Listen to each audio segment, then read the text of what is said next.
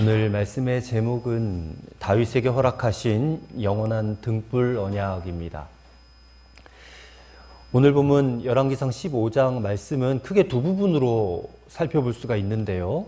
하나는 이제 남유다 왕에 대한 역사를 기록한 것이고, 또 다른 하나는 북이스라엘의 역사를 이렇게 비교해서 기록을 한 겁니다.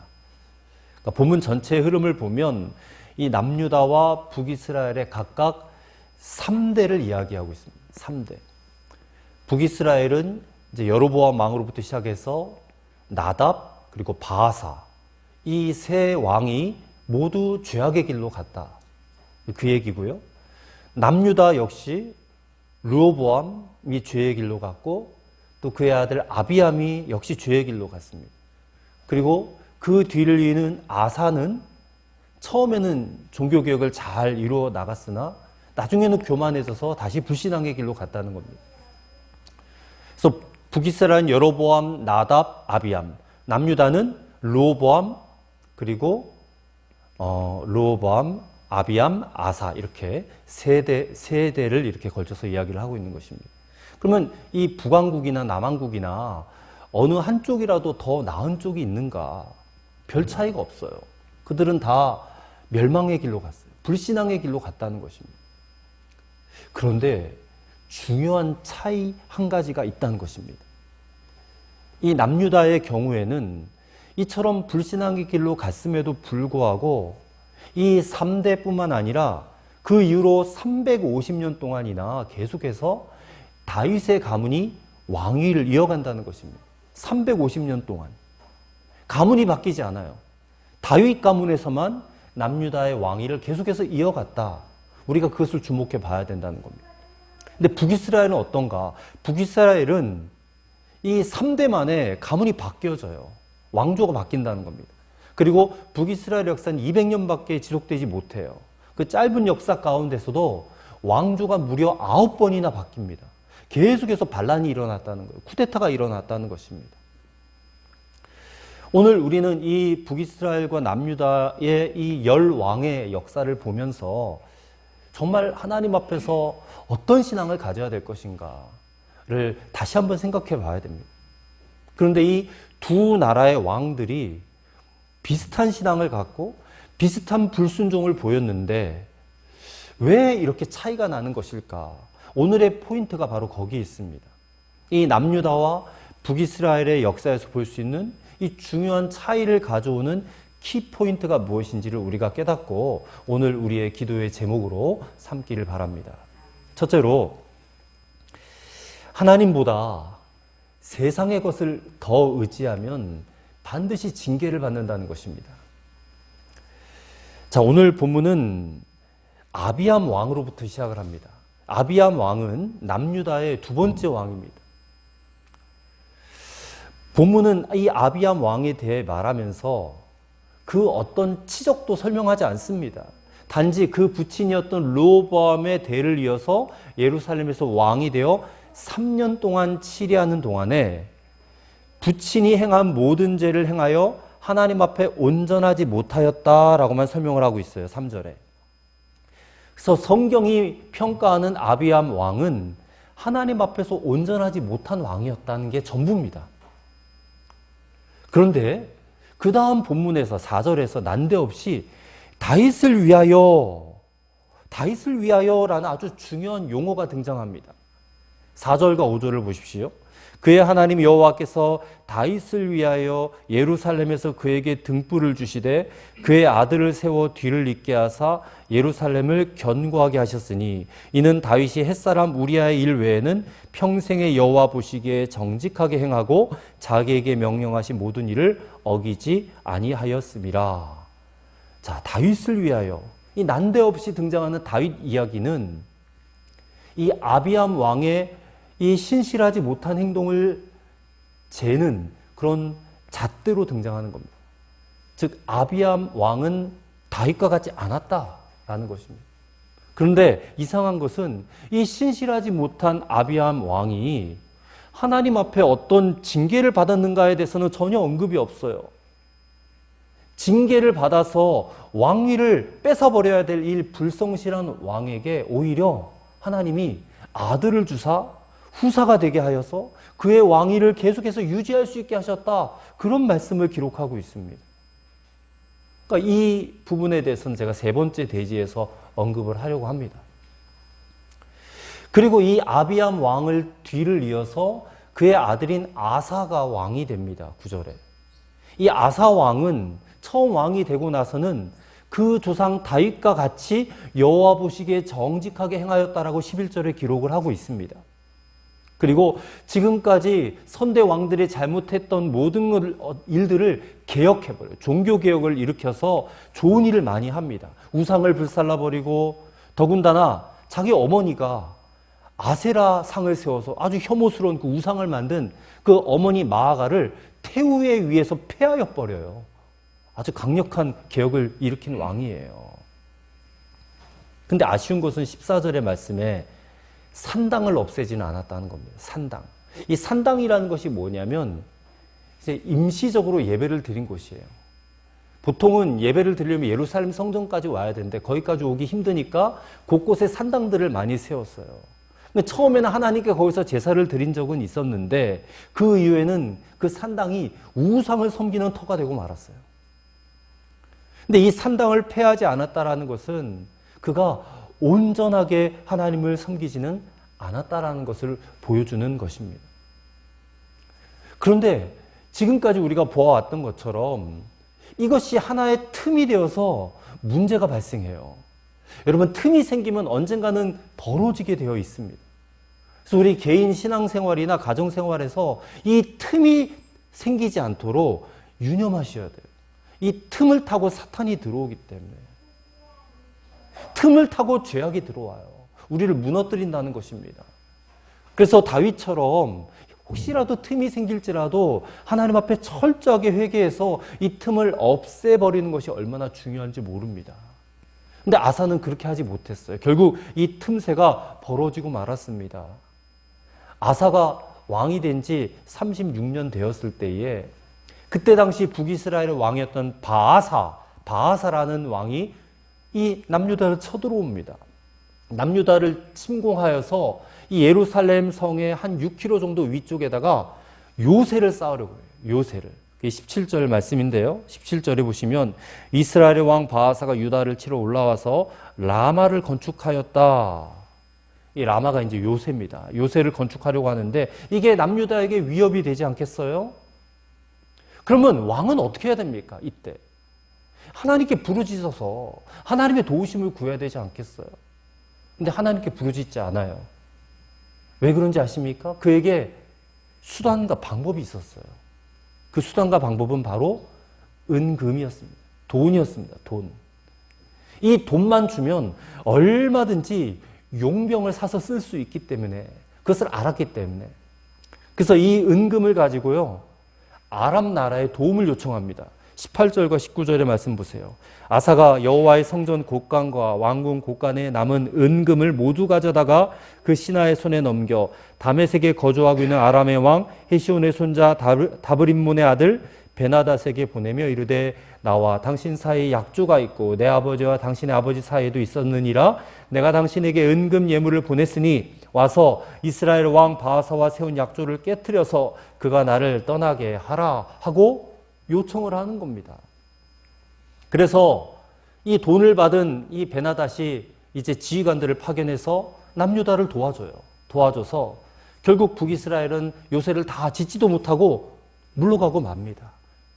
그래서 이 남유다의 위기가 해소가 되긴 해요. 근데 여기서 아주 중요한 포인트가 있습니다. 이 세상적으로 보면 아사가 아주 지혜롭게 잘 한 거잖아요. 그래서 위기를 모면했지 않습니까? 근데 이게 하나님 보시기에는 책망받을 만한 일이었다는 거예요. 아사 왕이 이 위기의 순간에 하나님을 의지해야 되는데 하나님보다 자기가 가지고 있는 돈을 더 의지했다는 거예요. 돈을. 그래서 사람을 사가지고 이 문제를 해결했다라는 거예요. 그래서 이것에 대해서 아사가 징계를 받아요. 아사가 왕이 된 지 39년째 되었을 때에 발에 병이 납니다. 발에 병이 나요. 23절의 말씀 보세요. 아사의 남은 사적과 모든 권세와 그가 행한 모든 일과 성읍을 건축한 일이 유다왕의 역대지략에 기록되지 아니하였느냐? 그러나 그는 늙음하게 발에 병이 들었더라. 근데 안타깝게도요, 이 발에 병이 든 것으로 인해서 아사 왕이 죽고 말아요. 열왕기상에는 쓰여져 있지 않지만 역대하 16장 12절의 말씀에 보면 아사가 왕이 된 지 39년에 그 발이 병들어 심히 중하나 그렇게 기록이 되어져 있습니다. 그럼 발에 병이 나서 죽었다라고 성경이 이렇게 자세하게 기록하는 이유가 무엇일까? 이게 아주 중요한 포인트라는 거예요. 발에 병이 나면 그 발병으로 인해서 사람이 죽습니까? 물론 방치해버리면 죽을 수도 있겠죠. 근데 왕이 뭐 발에 병이 났는데 방치를 했겠어요? 온갖 좋은 치료법은 다 동원하지 않았겠습니까? 그러면 치료가 되긴 했을 거예요. 그 발병으로 사람이 죽지는 않는다는 겁니다. 근데 죽었다는 것은 죽지 않을 수 있었는데 죽었다라는 거예요. 이게 하나님을 끝까지 붙잡고 의지하지 않고 인간의 방법과 인간의 경험과 지식을 의지했기 때문에 하나님이 치셨다라는 거예요, 이게. 돌이킬 기회가 없었을까요? 역대하를 보면 돌이킬 기회가 있었어요. 좀 전에 읽어드렸던 역대하 16장 12절 말씀에 아사가 왕이 된 지 39년에 그 발이 병들어 심히 중하나 병이 있을 때에 그가 여호와께 구하지 아니하고 의원들에게 구하였다라고 기록을 하고 있어요. 분명히 기회가 있었단 말입니다. 여호와께 구할 기회가 있었어요. 역대기 기자는 아사 왕이 이 발병이 의사들을 찾아갈 문제가 아니라 하나님 앞에 나아가서 해결해야 될 문제라는 것을 우리에게 알려주고 있는 것이거든요. 그러니까 발병이 들어 이게 참 죽게 될 정도로 심각했던 것은 이건 하나님이 치신 징벌이야. 그것을 좀 깨닫고 다른 거 찾아다닐 것이 아니라 전심으로 하나님께 나와서 구했어야 했다라는 말씀입니다. 근데 아사 왕은 하나님보다 의원들을 더 의존했어요. 그 말년이 심각했다는 것입니다. 이 발병이 나게 된 이유도 하나님보다 은금을 더 의지했기 때문인데, 그래서 이 말씀을 또 혹시 오해를 해가지고 우리가 병이 들었을 때에 병원을 찾는 것은 잘못된 것이야, 하나님께 나서 기도만 해야 돼, 이렇게 여러분 받아들이시면 큰일 납니다. 여러분 병이 들고 감기가 걸리고 몸이 아프면 무조건 병원 가셔야 돼요. 이 아사왕의 경우에는 특수한 경우라니, 특별한 경우예요. 이 발병이 나서 죽게 된 것은 하나님의 징계라는 것이 분명하거든요. 그렇기 때문에 사람을 의지할 것이 아니라 하나님께 나아가서 하나님을 의지해야 될 문제라는 것을 우리에게 교훈하기 위해서 이 말씀을 기록해 놓은 것이거든요. 여러분, 이와 같은 상황에서 여러분 정말 하나님을 의지하고 살고 계십니까? 때로는 저는 저 자신에게 나는 정말 하나님을 의지하고 사는가? 라는 질문을 던져보게 돼요. 왜냐하면 하나님만 의지하고 사는 것이 결코 쉬운 일은 아니거든요. 자연스러운 일은 아닙니다. 왜냐하면 우리 눈에 보이는 것들이 훨씬 더 크게 보여요. 통장에 돈이 두둑히 있으면 그 돈을 의지하게 되고요. 내가 가지고 있는 인맥들, 나를 도와줄 수 있는 수많은 사람들이 있으면 그거 더 크게 보이는 게 사실이에요. 눈에 보이는 게. 근데 여러분 다윗은 어떤지 아십니까? 다윗은 시편 20편 7절에 이렇게 고백을 하고 있습니다.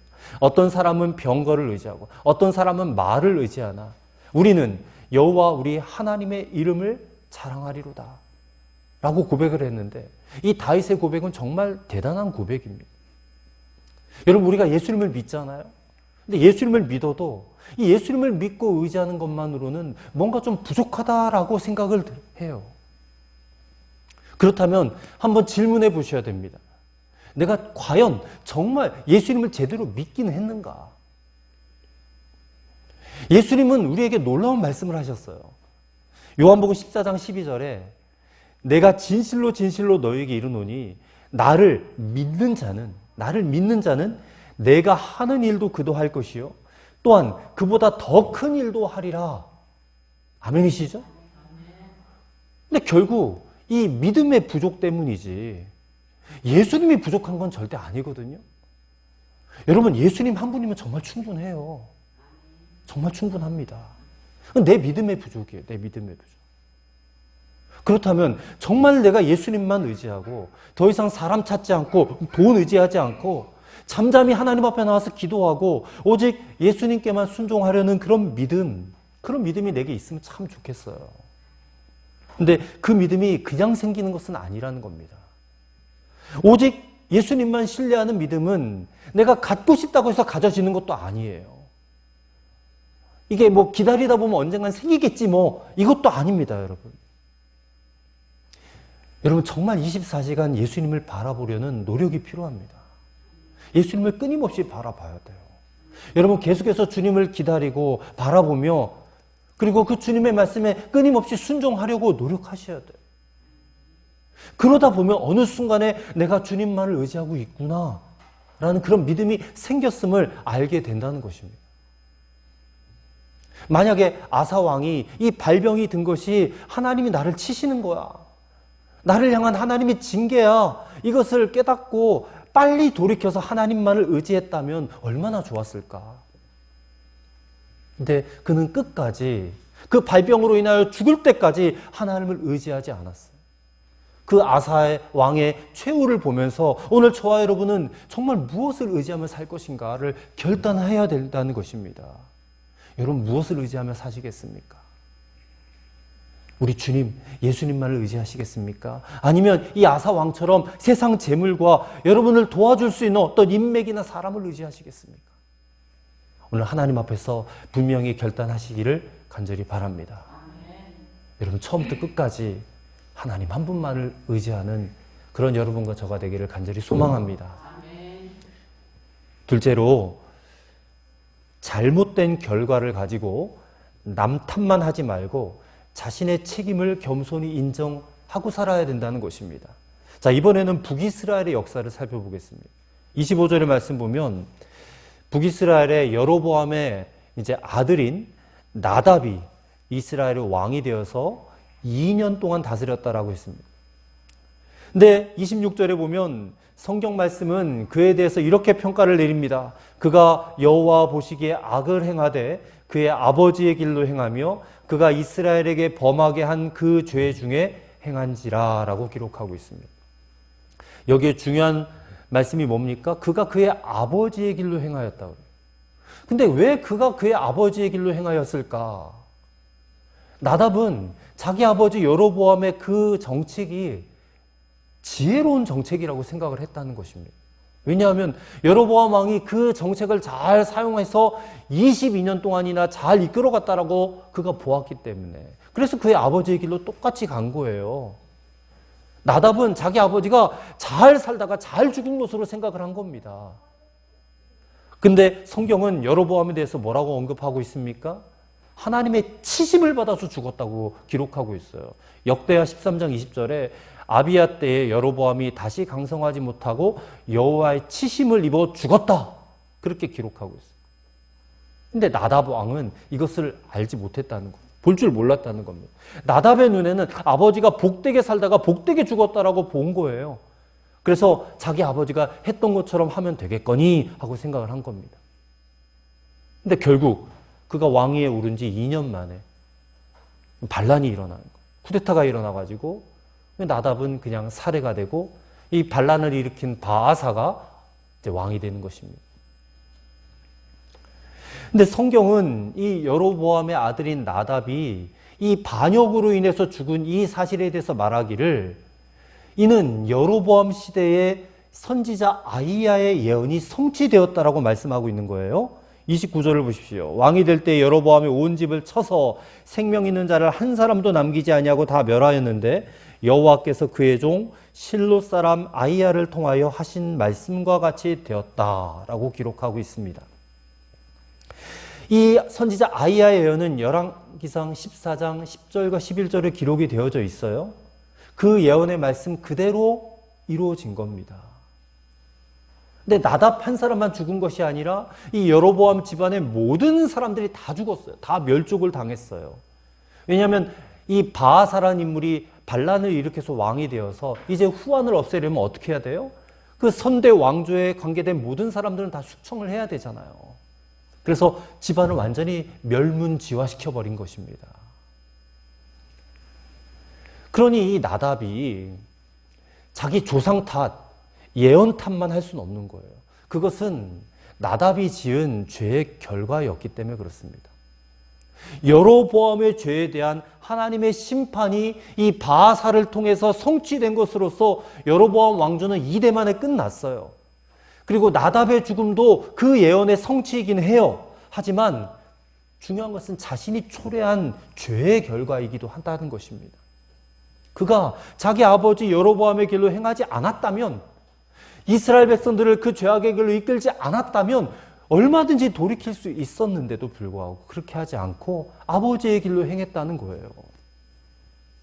그러니 나답이 분명히 위기의 징조가 있었을 거예요. 그 위기의 징조를 짐작을 했을 때에 이 조상 탓하지 말고, 예언 탓하지 말고 그냥 자신의 책임을 겸손하게 인정하고 그 악한 길에서 떠나 하나님의 뜻에 순종하였더라면 이 예언된 멸망이 그에 대해서 일어나지 않았을 수도 있었을 거예요. 여러분, 만약에 어떤 일이 잘 되면 내가 잘했었는데 좀 일이 좀 잘 안 되면 무조건 남 탓부터 하는 사람이 있어요. 그러면서 자신은 아무 잘못이 없다라고 생각합니다. 아마 나답이 그랬을지도 몰라요. 죽어가는 과정 속에서 나는 하는 대로 했는데 이 조상 탓이고 예언 때문에 내가 이렇게 되었다. 아마 억울하다라는 생각이 들었을 수도 있을 거예요. 마치 에덴 동산에서 아담이 꼭 그랬어요. 아담이 그냥 그 에덴 동산에서 얼마나 행복하게 살았겠습니까? 또 하나님이 그에게 아내도 주셨잖아요, 하와를. 근데 어느 날 갑자기 하와가 과일을 하나 주더니 이거 먹으라고 주는 거예요. 알고 보니까 선악과인 겁니다.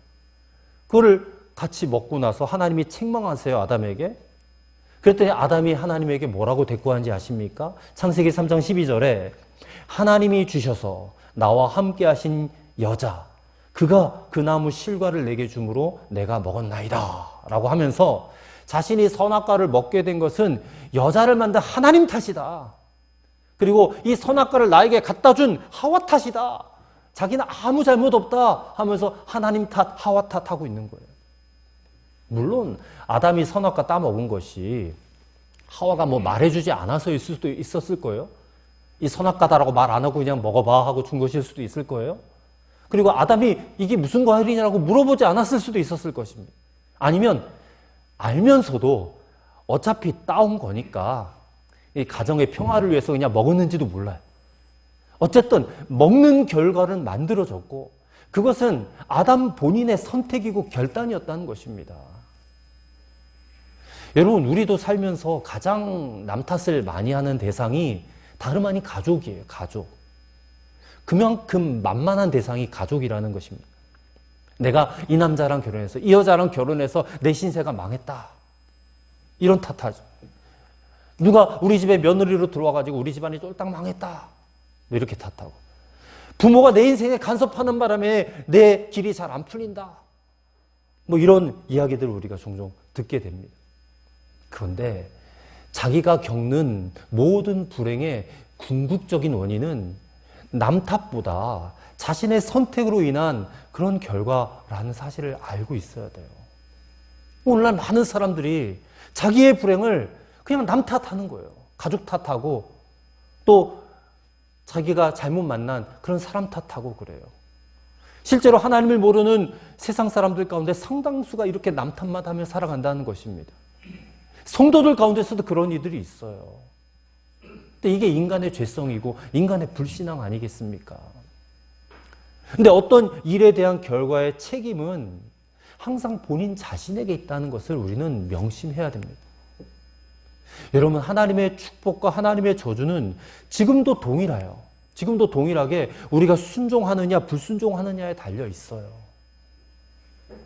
그러므로 지극히 작은 불순종이 큰 심판으로도 이어질 수 있다는 그 사실을 우리가 항상 기억하면서 이제 남 탓하지 말고 내 책임입니다. 내 탓입니다. 라고 좀 하나님 앞에 겸손하게 인정하는 모습이 하나님의 긍휼을 가져오게 되는 줄로 믿으시기를 바랍니다. 그리고 할 수 있는 대로, 아니 무조건 하나님 말씀에 온전히 순종할 수 있는 그런 믿음으로 살아가실 수 있게 되기를 바랍니다. 하나님의 축복은 순종하는 자에게 임하게 되는 줄로 믿습니다. 마지막 세 번째로는 이제 다윗에게 허락하신 영원한 등불 언약을 받아서 자손 만대 축복을 누려야 한다는 것입니다. 자, 제가 서두에서 언급했던 남유다와 북이스라엘의 이 차이는 한마디로 다윗 한 사람 때문이었습니다. 자, 4절을 다시 보십시오. 4절. 그의 하나님 여호와께서 다윗을 위하여 예루살렘에서 그에게 등불을 주시되 그의 아들을 세워 뒤를 잇게 하사 예루살렘을 견고하게 하셨다라고 기록하고 있습니다. 이제 하나님께서 남유다의 왕들을 평가하실 때는 항상 다윗을 등장시켜요. 그리고 대비시키십니다. 5절에서도 나왔듯이 다윗은 온전하게 깨끗한 사람만은 아니었어요. 하나님께서 간단하게 짚고 넘어가시긴 했지만 햇사람 우리아의 일은 참으로 큰 죄입니다. 근데 다윗은 이 큰 죄로 말미암아 온전히 바로 서게 돼요. 그 일로 말미암아서 점점 더 깨끗해지고 더 순결한 길로 간 것입니다. 하나님께서 그것을 잊지 아니하시고 이제 다윗을 잣대로 이후의 왕들을 평가하신다는 겁니다. 아울러 다윗 때문에 남유다는 이제 북이스라엘과는 다르게 계속해서 다윗의 집안에 왕이 세워지도록 지켜주고 계시는 것입니다. 이것이 바로 등불 언약이라는 거예요. 등불 언약. 이 다윗에게 허락하신 등불 언약은 성경에 여러 번 언급이 되고 있습니다. 열왕기하 8장 19절에도 언급되고 있어요. 여호와께서 그의 종 다윗을 위하여 유다 멸하기를 즐겨하지 아니하셨으니 이는 그와 그의 자손에게 항상 등불을 주겠다라고 말씀하셨습니다. 또 역대하 21장 7절에도 여호와께서 다윗의 집을 멸하기를 즐겨하지 아니하셨으면 이전에 다윗과 더불어 언약을 세우시고 또 다윗과 그의 자손에게 항상 등불을 주겠다고 말씀하셨습니다. 등불 언약. 그렇다면 이 하나님께서 다윗에게 언제 등불 언약을 주셨나? 언제 주셨는지 아세요? 이게 사무엘하 7장 1절 이하에 기록이 되어져 있습니다. 다윗이 하나님의 성전을 짓겠다라고 하는 생각을 했을 때에 하나님께서 다윗을 축복하면서 내가 영원히 다윗의 후손들을 버리지 않겠다라는 약속을 하셨어요. 이게 다윗에게 허락한 등불 언약이었던 것이죠. 저는 이 말씀을 읽으면서 오늘 다윗뿐만 아니라 우리 모든 성도들에게 다윗에게 허락하셨던 영원한 등불 언약을 허락하여 주시기를 간절히 바랍니다. 여러분, 사실 우리는 넓은 의미에서 보면 이미 예수 그리스도로 말미암아 구원을 받은 자들이에요. 우리는 하나님의 백성들, 하나님의 자녀가 되었기 때문에 이미 영원한 등불 언약을 다 소유한 사람들이 되었습니다. 믿으시길 바라요. 넓은 의미에서는 그렇다는 거예요. 근데 좁은 의미에서 우리와 또 우리의 자손들, 자손 만대에 계속해서 하나님만을 섬기고 이 하나님의 축복을 누리며 살 수 있는 그런 등불 언약이 되기를 간절히 바라는 것입니다. 여러분, 우리가 어떻게 하면 이 영원한 등불 언약을 소유할 수 있겠어요? 물론 하나님이 택하시고 하나님이 주시는 것이 먼저이긴 해요. 그런데 우리의 책임도 중요합니다. 우리가 어떻게 하면 될까요? 다윗처럼 하면 됩니다. 다윗처럼. 다윗이 등불 언약을 받게 된 중요한 두 가지 이유가 있습니다. 첫 번째는 그가 하나님을 귀중하게 생각했다는 겁니다. 하나님을 귀중하게 생각했어요. 사무엘하 7장 2절에 보면 다윗은 이런 고백을 합니다. 나는 백향목 궁에 살거늘 하나님의 궤는 휘장 가운데 있도다. 다윗이 왕이 된 다음에 자기를 위한 왕궁을 지었어요. 근데 그때까지만 해도 이 하나님의 법궤는 모세 시대에 지어진 성막, 그 성막 안에 거하고 있었습니다. 그러기에 백성들은 여전히 그 성막 얼마나 낡았을까요? 그 낡은 성막에서 하나님께 제사를 드렸단 말입니다. 다윗은 아주 그냥 예쁘고 멋진 궁전에서 지내고 있는데 하나님의 법궤는 저 초라한 성막 가운데 있을 때 이 마음이 너무 불편했던 거예요. 그래서 마음에 다짐합니다. 내가 내 이 궁전보다 훨씬 더 멋지고 아름다운 성전을 하나님께 지어서 봉헌해야 되겠다. 그 마음을 하나님이 기쁘시게 받았다는 거예요. 하나님을 정말 귀중하게 여기고 소중하게 여기는 그 마음. 여러분, 우리도 그 마음을 본받아야 될 줄 믿습니다. 하나님을 귀중하게 여기셔야 돼요. 소중하게 생각하셔야 돼요. 그리고 두 번째는 평생의 믿음이 변하지 않았다는 겁니다. 그게 5절 말씀이에요. 5절 말씀. 오늘 본문의 5절 말씀. 다윗이 햇사람 우리아 일 외에는 평생의 여호와 보시기에 정직하게 행하였다. 평생의 변함이 없는 믿음이었다는 거예요. 그러면서 하나님이 햇사람 우리아의 일을 한번 언급하신 것입니다. 이게 다윗에게는 치명적인 약점이라고 했잖아요. 감추고 싶고 숨기고 싶은 약점이에요. 근데 이것을 언급하시는 이유는 이렇게 치명적인 죄를 극복한 사람의 승리를 말하고자 하는 것입니다. 그 치명적인 실수와 그 죄를 깨닫고 하나님 앞에서 온전히 신앙생활하는 그 다윗의 평생의 믿음을 강조하는 말씀이에요, 이게. 우리도 한 번 무너질 수 있고 두 번 무너질 수 있어요. 하지만 언제든 돌이킬 수 있단 말입니다. 돌이켜서 하나님 앞에 평생토록 이 믿음 지키고 살아가는 것. 이 믿음을 여러분 꼭 기억하시기를 바랍니다. 하나님을 귀중하게 생각하는 마음과 평생의 믿음을 지키시기를 바라요. 그러면 우리에게도 자손만대에 빛나는 영원한 등불 언약을 허락하여 주실 줄로 믿습니다. 예레미야 5장 1절의 말씀을 보면 하나님께서 예루살렘을 또 멸망시키시려고 작정을 하시는데 그 예레미야 선지자에게 이렇게 선포하라고 그래요. 너희 가운데 단 한 사람이라도 의로운 자가 있으면 내가 예루살렘을 용서하겠다. 그 예루살렘 주민이 수십만 명 있었을 텐데 그 중에 단 한 사람이라도 하나님께 의로운 백성이 있으면 내가 예루살렘을 용서해 주겠다. 여러분, 하나님께서 오늘 우리에게 무엇을 말씀하시는지를 잘 들으셔야 됩니다.